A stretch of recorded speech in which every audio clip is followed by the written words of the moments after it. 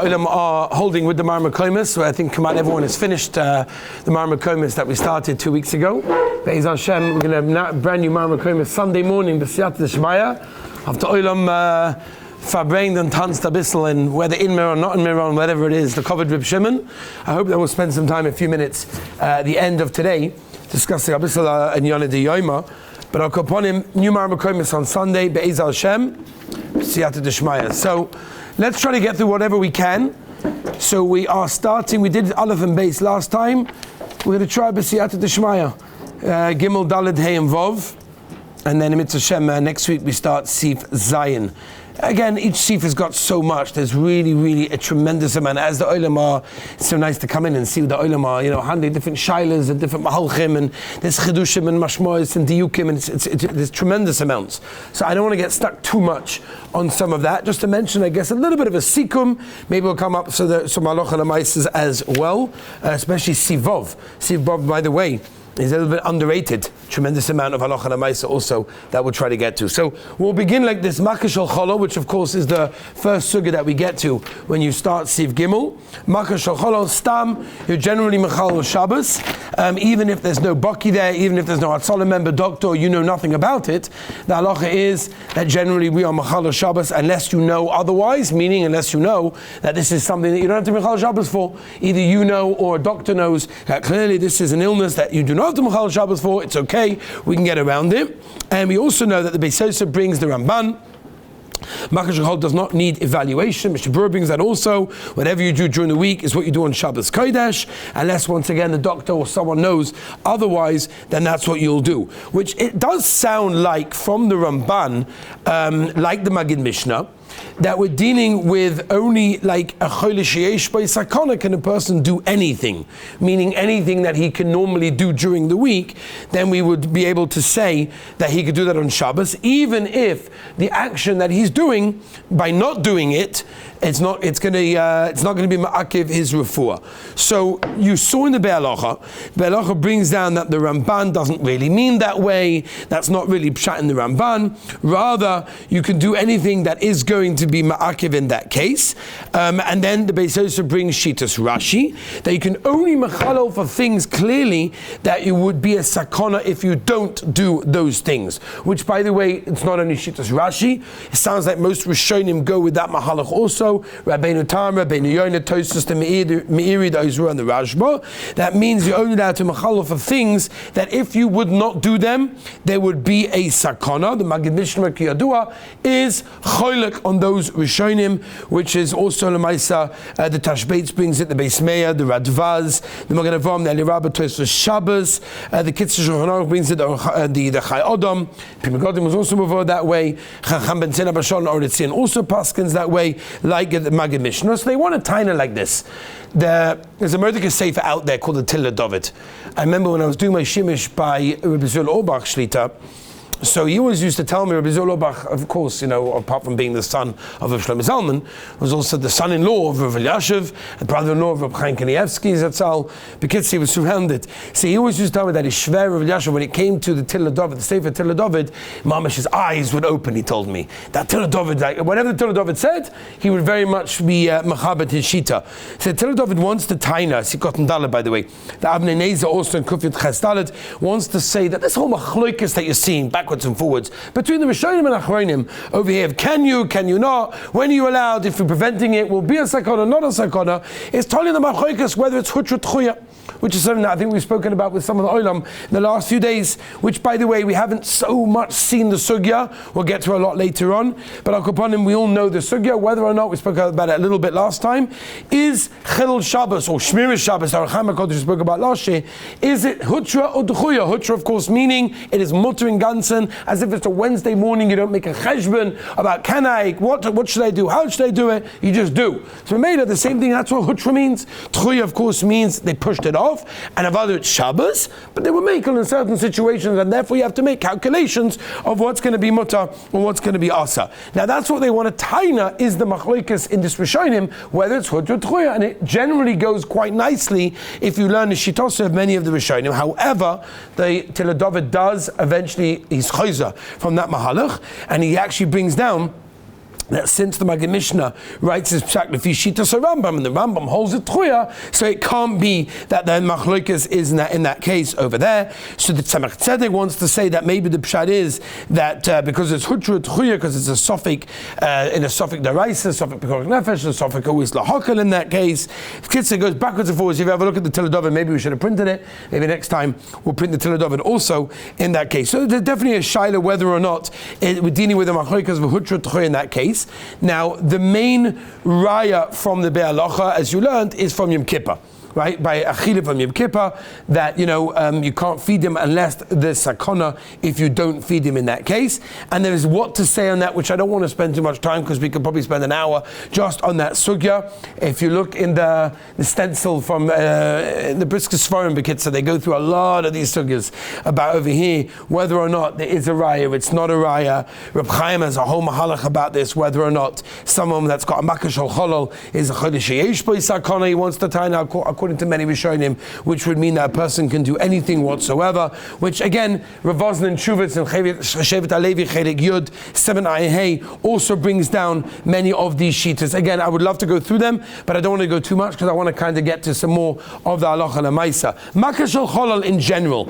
Talking about makash al cholol, we're talking about a inner organ injury, an internal injury, which is, for example, the best I did the best many examples. One example could be, because the Rishonim tell us clearly, right, that it can't just be a makash al cholol stam, right? The Ran tells us in Shabbos Taf Mem, the Rabbi Yoina, the Rashba, and others, that makash al cholol means that a person got a stomach ache is not a makash al cholol, right? Even though the Maisa, it's an inner organ, and he has pain. And he's not a chodesh she'ein bo sakana. So why is that not a makash al cholol? Because it has to be, and you see from Shulchan Aruch, we paskin this way, has to be there's some kind of injury, either coming from an external way or from an internal way, that we know that there's something wrong with what's happening inside one of his internal organs. So for example, if a person has a child, Rahman al-Islam, that falls off a bed, especially if it's a bunk bed from a height, and all of a sudden the child is clutching its stomach saying, I've got a really bad pain. So that's already at least a for sure chashash, or when it comes to a child anyway, for sure be a chashash pekuach nefesh.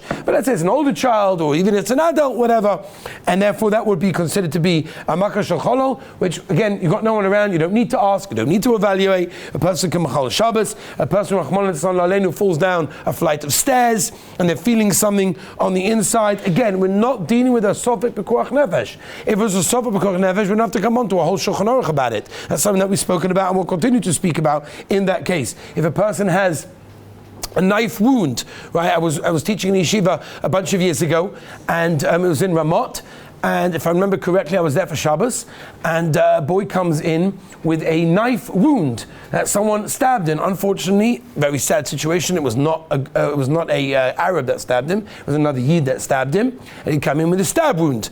Right now we have a chashash. What's going on? He's not pekuach nefesh. He seems to be fine. He's not unconscious. He's not bleeding terribly. Like everything seems to be okay, but there's a chashash that maybe it pierced some kind of inner place over there, which could be, especially stomach, chest area, that could definitely be causing an injury to an inner organ, and therefore that could be a chashash for sure, which means we basically have a din of chilul Shabbos against pekuach nefesh, or at least a suffix, and therefore that's okay. Now Tosfos brings down keneged cholol aguf. Right, that's what it is. That's the makash al cholol means it's keneged cholol aguf. The Yerushalmi has a different lashon. The Yerushalmi's lashon is min cholol u'velifnim. That's what it is. The Maram has a different mahalach. He says keneged cholol aguf is mashma that even if it's a makkah b'chutz, but it's keneged a cholol, says the Maram, that's considered to be makash al cholol. Even though lemaisa it's not on the inside, it's actually a makkah b'chutz. But then the Maram says that from the Rishalmi it's not really going to be mashma that way. So the question is, where lemaisa is a makash al cholol, do we consider teeth to be considered or not? So there's a different Rishonis that we find from the Rishonim, whether or not a tooth is or is not considered to be a makkah shel cholol or not. Whatever it is, there's an interesting Shevet HaLevi, by the way, I should point this out to the Olam, the Rav Vosner, which again talks extensively about pekuach nefesh, and the reason was, obviously he was a baki in it like everybody else at the Gedolim, but also because many Hatzalah members used to come and give our shilas by him, and he was in charge of many of these questions, which is why he has so many many questions when it comes to Pekuach Nefesh. If I remember correctly, there's a tshuva somewhere in Shevet HaLevi where he talks about Hatzalah members, and he says that if a person Hatzalah member, it's a beautiful mitzvah, and it's a gebaldik schar, and it's amazing chesed, v'chule, v'chule, v'chule. But don't be Hatzalah member every single Shabbos. He suggests that if you are in Hatzalah, and again, I'm not talking, I don't know what Hatzalah members do around the world, different mahalchim, whatever it is, and everyone should ask their own, the Das Torah of the Hatzalah members, but he suggests don't be Hatzalah member every single week, simply because you lose your sensitivity of Shabbos. Because at the end of the day, Enochanami, it's a mitzvah. It's called Shmir Shabbos, we spoke about it. But the Yid wants Shabbos Kodesh. So he says, however great the mitzvah is, obviously if there's no one else, there's no choice of how to do it. But if there's choices and there's rotations and shifts, then you should try to shift with somebody else. Rav Vosner has a shaila about somebody that has some kind of toothache. So if a person has toothache, so makashol cholol, so the Shulchan Aruch says quite clearly, v'shinayim atzman bechlal. So if I have a toothache, we're not dealing with the chodesh ein b'sakana. We'll get to that in Sif Yud Zayin. If it's chodesh ein b'sakana, maybe you can ask to do a deraisa, maybe I can do a derabanan, take medication. Fine, we'll get to that. But we're not talking about that level. So I've got a toothache, right? Not a crazy toothache. I'm not going to bed for it. I'm managing. I'm continuing. What's the din in that case? So he wants to say that there's no heter bechlal. Lemaisa makashol cholol includes tooth. Again, you can look this up in the Shevet HaLevi Siman Ayin Ois base, where he brings down that makashol cholol is a makashol cholol, but they weren't talking about the hole in your teeth. That's not shaykhs whatsoever. He said for that you go to a dentist. Dentist fills it up. He puts a steam in. He puts a filling in. He fills up the cavity. What's the problem? Rav Vosner wanted a taina that it says a makashol cholol is included in your teeth is not talking about a hole in your teeth. And when you go, for example, and you have hot food or cold food, and that makes a sensitivity on the teeth, which pretty much shows, apart from obviously a root canal, which could be a shayla and a maisa of makashol cholol and pekuach nefesh. So that's just a pain. A pain because you have a cavity. No. Rav Vosner held that's not considered to be a problem, which would mean that a person is not allowed to do anything really to his teeth in that case. I guess the only eitzah you have is something we'll speak about later, which is drink whiskey in the normal way. Right? If you drink whiskey in the normal way, that's the only eitzah you have. That means swishing it around will be a shaila. Right, but drinking it in the normal way, you happen to go through the teeth, that should not be a problem. But to hold the area of the whiskey or hold the teeth over the whiskey of the area of the tooth, that Rav Vosner says they haven't got a heta. What is it talking about? It's talking about the actual tooth. In other words, the sensitivity that a person has is because there's a lot of nerves in there, right? Obviously in the gums, they go all the way down. That's what we're discussing. Yes, it affects the teeth sometimes as well. But he wanted a tiny where a person's a hole in his teeth, that's on a makashol cholol that the Shulchan Aruch and Shulchan Chesed Gimel is talking about. And then you would not be able to do all the heterim if you know it's his hole. Obviously, if you have the suffix, it's a different shayla. It means it's never talking about the actual tooth. Right, basically, yeah. It's that which is affected by the tooth. It's a chiddush. Again, you have a shayla that holds it's not the tooth anyway. Say that. But he wants the taina. It's a big chiddush. Again, look it up in the tshuva yourself. You'll see the lashonis yourself. It's an amazing, amazing lashon of the tshuva over there. Al kaponim. That would be that. Now, moving on to say whether or not teeth is considered to be yes or no. So if you look at the Shulchan Aruch Harav, which I think the Olam did, Shulchan Aruch Harav holds the no nafka between teeth and makashol cholol. Both of them really get a din of at least a chodesh yesh bo sakana, whatever it is, but you need a mamash kilkul, not a korev leituva. Can't be that it just hurts you a little bit or a lot. It has to be a real kilkul in that case. Masha'enke, just like by other ivarim as well, it's not a makashel cholol unless there's a kilkul. So to the teeth also, you need a kilkul. You have to know that there's something wrong. There's something happening in the teeth itself for it to be considered over there, right? Which Lamaisa Levi the Shulchan Aruch Harav, it goes very nicely according to the Ramah. That means you're allowed to ask a goy, right? Even though Lamaisa it's a choyle kol hagufa, but there's no makkah. There's no makkah. You can't do anything more than that. The only problem is the Olam learned the Gemara in Avodah Zarah Chav Ches, where the Gemara says over there korev leituva, it's enough to be considered a choyle sheyesh bo sakana. So according to the Shulchan Aruch Harav, korev leituva, that's a choyle she'ein bo sakana. So this is not really my kasha. The question was asked by the Eglei Tal. The Eglei Tal asked the kasha in Teuchen Lamed Ches Dalet. He brings the Shulchan Aruch Harav. He brings what you learned, and then he asked this kasha over there. I'm not going to go now onto his teretz. You look it up yourself over there. Mr. Bura Kiyodua is cholik on the Shulchan Aruch Harav and holds that a tooth does not require a makkah to be machal Shabbos if it's korev leituva, and therefore it's considered to be choler enough to do whatever you need in that case. Now the Prima Godim also similar holds that if a tooth is carved tuva as well as Chodesh Sakana, and therefore so why according to Prima Godim does the Ramah say, many of the Olim are asking this kasha, that it's ased to do a malacha through a Yid, through a Yisrael, Mabaya.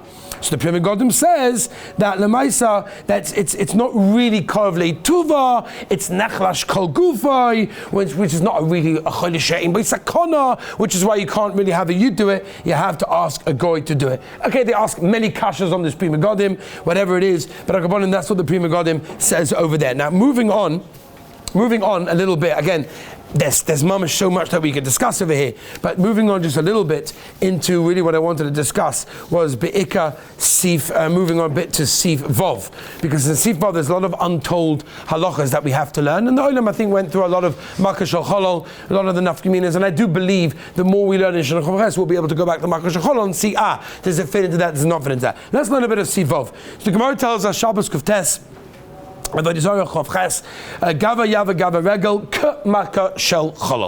It's like that. It's like a Makkah Shel Cholol, so that's why we bunched it together in the same Seifim as Gimel, Dalet, and Hey. So therefore, Gava Yava Gava Regel has got a din of Makkah Shel Cholol.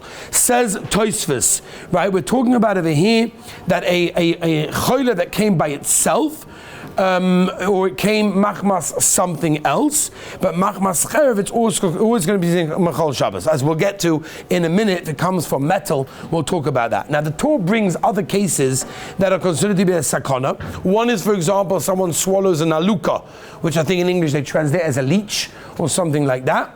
The Gemara of Avodah Daf Yud Beis tells us it sucks out a person's blood. Or, for example, the Gemara Yuma Pei Daled, if a person is Rahman bitten by a kelev shaita, or the Gemara Yuma Pei Gimel, a snake. The Torah says anything is allowed to be done because it is a sofek bekuach nefesh. Why is it so severe? What's the problem? So Oizurua says, Lahirus Nosson, by the way, is a beautiful tshuva, and Lahirus Nosson Chenik Tes, that he wants to taina that the veins specifically are in that mokim. Since the veins of a person's body travel in different places and are more sensitive and carry the blood to different makomas, they're in those places over there, which means it can actually cause a makkah to inside. Which is why even though you can ask a kasha on the Gemara, what does it mean, makkah shel cholol? It's not makkah shel cholol. It's over here if you want to learn that way. So that's the case. What's makkah shel cholol? So those who wants to taina, since it's so bad and so severe because of the veins that are there, it can lead to a makkah shel cholol. That's the reason why we give it a din of makkah shel cholol, which is why it's at least a sofa pekor nefesh. Isn't the vein itself considered makkah shel cholol? In a regular place? No, because it's not considered to be an organ that is, unless it's in a place that is very sensitive, or unless it's in a place that cannot be repaired. Generally, Baruch Hashem, the Rebbe Hashem created us in a way there's always like a bypass situation. Unless it's in a place that's clearly going to stop the A to B traveling, then we have a problem. Now, Gava Yad v'Gava Regel, where is that? Lemaisa. So if you want to see a Modik Aruch HaShulchan, a Chiddush of the Aruch HaShulchan, it's unbelievable. In Ois Chav Hey, he brings down that he wants to basically tie it's the fingers. That's the Aruch HaShulchan tainas, that when the Gemara says Gava Yad v'Gava Regel, it means the finger area. Right? Which, by the way, just to give you an example, this should never mean a gear. People are often surprised about this. Right? When a person gets a splinter, right? A person gets he's holding onto a table, right? Holding onto a stender, whatever, and a piece of wood goes into his finger. No. You can manage, it's fine. It's not even a meichesh maybe. Maybe for a little kid it's a bit more painful or more discomfort here. So we'll talk about it later if you could take it out. Is there going to be bleeding or not involved? We'll get to it later. But by the way, again, just tell me, if a person gets a splinter between the skin and the nail of his finger, that is bekuach nefesh, not a sofik, that is bekuach nefesh mamish, call an ambulance on Shabbos Kodesh. Get in the car and take them to the hospital. The excruciating pain of someone that gets a splinter exactly in between, not stump in the area, but between the nail and the actual skin is a mamish pekuach nefesh. Check up your local Orthodox doctor and ask him, and he will tell you that is the case. But Al-Kabban Aruch HaShulchan says it's the fingers, or the toes for that matter as well.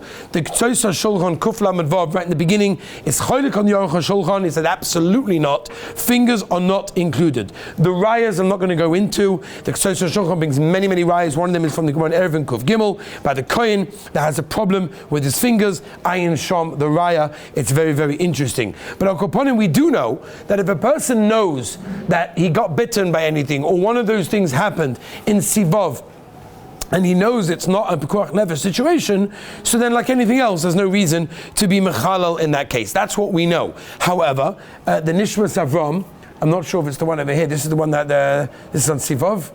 We have it later on. This is Sivov. So, okay, I'm going to read this. Oh, you have a Sivov Taka. So Nishmas Avram, Taki brings a Kuf Samach. No. Okay, on Omid Kuf Samach, he brings down, the Nishmas Avram brings down, and he was Shlomo Zalman's, he was unbelievable, his Yedias in medicine is amazing. So upon him, he writes down, Omid Kuf Samach and Chelik Aleph, he doesn't understand how Yerushalayim should not be Machal Shabbos for a Makkah Al Gav Hayad, even if you know otherwise. What do you mean? I know this is not Pekuach Nefesh. I know this is good. A guy comes in, a doctor comes in, and said it's absolutely fine. Nishmas Avram writes clearly, he brings many rayas to this, and he says, absolutely not. I don't care what the doctor says. I don't care what you say or anyone says. Chazal told us it is a Pekuach Nefesh. Avada, he says, a Yerushalayim should absolutely be Machal Shabbos. Bachol or not. Right. Because there, we are not sure what the situation is. We give Kollel a din of a sofa Pekuach Nefesh, or mainly we can be Machal Shabbos. In a situation where you know, or the doctor knows, or Tzolomem knows, that we're good, and it's okay to wait, or it's not even a Pekuach Nefesh, so then of course you have no heta. Right? Because it's not be'etzem a matzah b'koach nefesh. It's just we're not sure. If the doctor says it's not, we're good with the doctor. Okay, we'll talk about later the dasa doctors. You have two Atzalah members. Masha'ik g'nevei chazal will convey it to be a b'koach nefesh. Know what it is, and they're just claiming it. They're just saying, nah, this is not so bad. Have a look. He brings rayas again. I wish I had the time to go to each and every raya of all this fun that we're talking about. Traps his fingers. Again, the Aruch HaShulchan holds his fingers. Okay, we generally don't really hold out its fingers. We're generally going to be holding, no, not with the fingers. He doesn't go with the Aruch HaShulchan. But this area over here, for example, that's called Pekuach Nefesh. Why dafke? Because the veins. It's the most sensitive area. First of all, it's the thinnest area of the skin, but also because the veins are there, and it could cause huge blockages and problems afterwards. Just any. Correct. Is any get to the thing? What does that mean? If a person got hit on the back of that, that's obviously not a back. You know. He fell and he got bruised there. Again, it has to be in a mitzvah. Okay, right. So if you got a person gets a small cut over there, no real blood come out. No one's going to say that's what Sivov is talking about, right? It's talking about a situation where there's obviously a little bit more complicated than a simple cut. If you have a suffix, then at least you could do that. Who? It needs to be blood flowing, not just broken. What do you mean by broken? Break your hands. No, breaking your hand we'll talk about later. Talk about flowing blood. Well, if it's not flowing, you stopped it, but there was a material of flowing blood, yeah. Oh, you have to have flowing blood?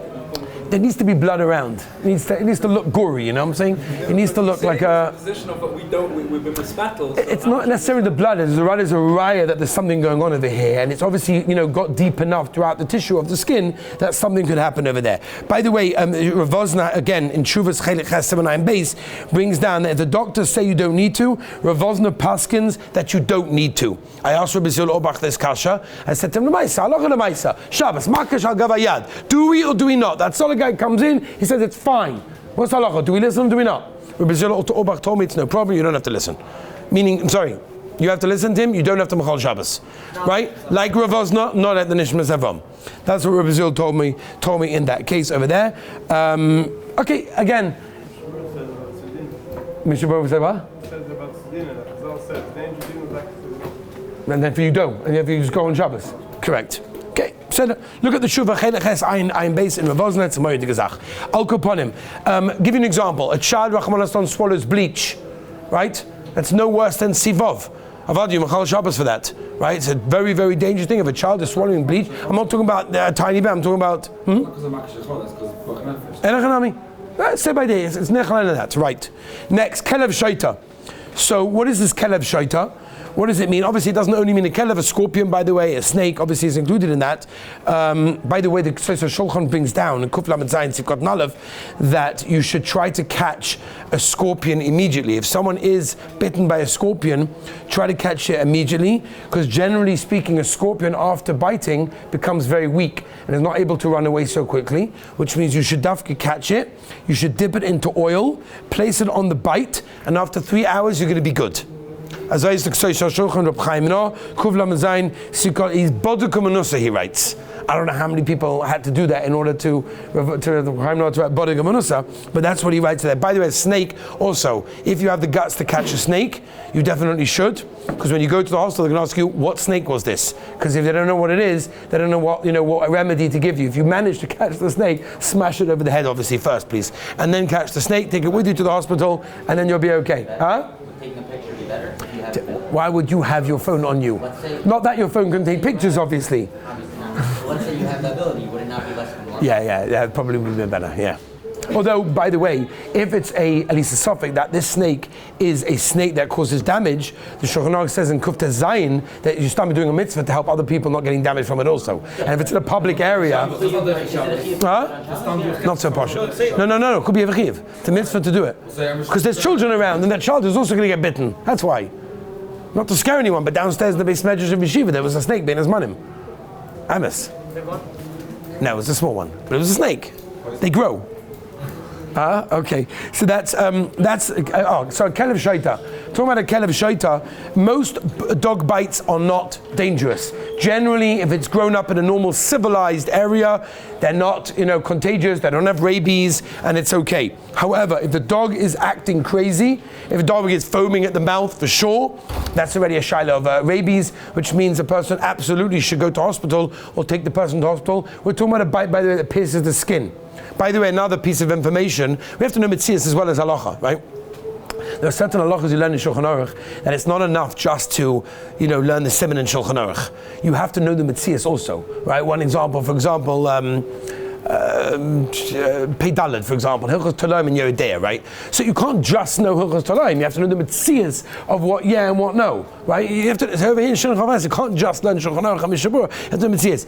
A human bite that pierces the skin is a sofik b'koach nefesh. That means if a child is biting another child, so generally it's only going to cause a mark, big deal, they cry, it's fine, right? But if it pierces the skin, it could be a sofik b'koach nefesh, because if it pierces the skin, there's bacteria, goes straight in the blood, could cause a problem, right? And therefore, again, it's at least a sofik b'koach nefesh. Now, I hope. Yeah, because you don't know what's going on inside. Again, these are chidushim, right? But they're not really chidushim, it's poshet. If you know, then that's what it is. Obviously, we're not talking about if a person gets hit by a bee or stung by a bee, then for sure that will be included, huh? They wouldn't go in the middle of the week, so now we should tell them, absolutely you should. Get checked out, 100%. Doesn't mean you need an ambulance during the week, you can drive yourself. Okay, Rabbi said there's a lot more really I wanted to do, but I just want to spend a few more minutes just discussing a little bit of Inyan D'Yoma. Discussing a bissel Inyan D'Yoma, and in mitzvah next week we'll try to go weiter in the sugya, the siyata d'shmaya. So, Maisa like this, we know that the Rebbe Shmelka of Zvili used to say that that's bechina of oile regel. The oilim are going to Miron, it's mamish a bechina of oile regel. All of Klal Yisrael are going up. In fact, there's a Zohar Kodesh in Parashas Boy that says a Psaloshan also. The Zohar Kodesh in Parashas Boy tells us by the mitzvah of oile regel taka. Right, the Zohar Kodesh says about it means Shub Shimon Mayachai, and a person's going up, he's Makayim, it's a mitzvah, according to that, Zohar Kodesh of Oile Regel. So I'm not telling the Oilim they should go, shouldn't go, everyone should ask their own, Kenzan. Everyone should ask their local Orthodox rabbi whether they should or should not. But wherever you are in the world, Reb Shimon is here, and we have to understand just a few moments about what does that mean, specifically the Simcha of Lag B'Omer. So Be'etzem, I asked some of the boys that this morning, they're running off to a bus and, they're going to get the first bus, they want to get there early, whatever. I said, what's Pshat in today? What's the Pshat? You'd say normally it's not a Simcha. We don't normally, the Chanami, but the Chassidim, you bring a tikkun in, you have the Chaim, okay. Oh, but to have a Simcha like we have today, Mechatesa, what's going on? Right? In the Chanami, they stopped dying on the 33rd day. So Reb Shimon has mentioned the 33rd daf, in Masechta Shabbos. There's a 33rd time in Shas that Reb Shimon has mentioned also. Many, many reasons, Al Pisoid for all of those things. But what's the Pshat in the Simcha? So, we say this actually in what we're going to be singing tonight in the Bayachais. We compare Reb Shimon to the Kohen Gadol. What does that mean? Why do you compare Reb Shimon to Kohen Gadol? He wasn't a Kohen Gadol. So the answer is Reb Shimon had no shaychus to tsar. He had no shaychus to avelis. No shaychus to avelis. Right? Reb Shimon is the bechina bola moves the netzach amoch Hashem dimo malko ponim. That means we daven, and we say this at the end of a hesped rachman and etzlon, is that we daven that the Rebbe Hashem is going to stop all misa, all death, all tsar, everything's going to be finished. Hoid, which where we're holding right now, many Hasidim, is not to say Tachnan during the week of Hoid. And Hoid is one of the spheres. Anyone that's familiar with spheres knows that each of the spheres is represented in another chelik of his body. So Hoid is represented by the left leg. It's the Metzias. Every sphere is the Chochmah Bina V'das is your head, then you got Chesed Gevura, your right hand, your left hand, okay. But Yisoid is the left leg. Hoid is the left leg. So Hoid Shebahoid, which is of course tonight, like Ba'ima, Reb Shimon, is representation of the lowest part of the leg. Any tragedy that happens in the world, any tsar, any pain that happens in the world, really the makor of it is from the diminishment of the moon, of the Levana, which really started from jealousy. That's what it all started. The moon was jealous, and Mamela, diminishment came from jealousy, and that became tsar, pain, and all tragedy that happened. In the world of Reb Shimon, there was no jealousy. In the world of Reb Shimon, the moon was whole. In the world of Reb Shimon, the moon was as big as the sun, which means in the world of Reb Shimon, there's no tragedy, there's no tsar, there's no pain. Everything is whole, everything is shleimus, which means there's no Churban Beis HaMikdash, Reb Shimon. In his world, the Beis HaMikdash was never destroyed. Everything is the way it is. Mimela, the simcha that we have on Lag BaOmer is a simcha of recognition of what Reb Shimon represents. Not only his kedusha, which of course came from is able to be Polish from the whole world and be in the cave for years and learning, have no shaykhs to anything, don't even have a chiyuv to daven and say Krishma, whatever the Gemara brachas, but upon him, he's able to be Polish from everything, which according to Tanya causes tremendous kedusha. The male, if a person is kodesh, the Ramban, Parashas Kedoshim, when a person is Polish, the male, he gets the kedusha. That was Reb Shimon, but it goes much more than that. The ability of Reb Shimon was to pick up the lowest yid. And we see it, mamish ado yom hazeh. The Metzias of Meron is something that you don't see anywhere else in any other situation of the year, where you've got Yidden, right? How many Rebbes commented about this? How unusual it was. That Rizal talks about it also, even in those days. How unusual it was. You got Yidden from all different types, all flocking to one mokem on one day. Like what shaykhs? Because Reb Shimon speaks to them. Because Reb Shimon was hoid shebahoid. He was talking to the lowest of the lowest, the mamish, the bottom of the left foot. It's no shaykhs be'etzim to kedusha. But he was able to be maler than Netzoitzes. He was able to do what the Baal Shem Tov held was the highest madrega, was the maler than Netzoitzes of everything in this world. And that's what Reb Shimon was. And be'etzim, it started on Pesach Sheni. Because on Pesach Sheni we spoke about this idea in some way, and it ends, the climax is on Lag BaOmer. Now the emes is, Reb Shimon, I've had the talks to everyone, and everyone has the shaykhs to Reb Shimon, kind of Maimin, Berashbi, v'chulei. But it's interesting, what happened now that Reb Shimon is not here? So they bring down that Reb Shimon's neshama went two places. There was Nigla and there was Nista. In the Nista, Avada the Arizal got it. No shayla that Arizal got everything for Reb Shimon. Mrs. the Baal Shem Tov also took a lot that Reb Shimon put into the world, especially in Zohar Kodesh, and he was megaler it to the world in a much more practical way. But Akaponim, the Nista went to the Arizal. But the Nigla seemed to went to the Ramah, which is the shaykhs that Reb Shimon and the Ramah had died on the same day, which means that's why the Yotze tonight is also of the Ramah. They bring a Mordika Maisa, by the way. I said this to the boys. They bring this Mordika Maisa that the Magid, it was Seder night, it was Leila Seder, and the Magid was about to start Leila Seder, start Seder night. He told all his Talmidim, I'm going to provide you with matzah, I'm going to provide you with wine, I'm going to provide you with flesh. Kalim I can't help you with. Bring your own kalim. So the Heiliger Balatanya was there, and he didn't have any money to have, kosher Pesach kalim, so he took his cup that was used for chometz, they used it for beer, whatever, and he did milo v'iroi, right? He did this idea of kashering glass, which is you put it, into water for 3 separate days, 24 hours each. It's brought down in Shulchan Aruch and Yeridei Simon Kuf Chav Aleph, Aruchaim Tofnon Aleph, whatever. It's there. Al Kapon in the Ramah doesn't hold of it, but that's what he did. The Balatani didn't have any other Eitzah. He wanted to eat by the Magid's table, Leila Seder. Comes the Leila Seder, and all the Talmidim are there. The Balatani is there also. Everyone picks up their kais. The Magid picks up his kais. He's ready to start Kiddush. He stops, puts down the kais. Says, I smell chometz. I smell chometz. Can't be.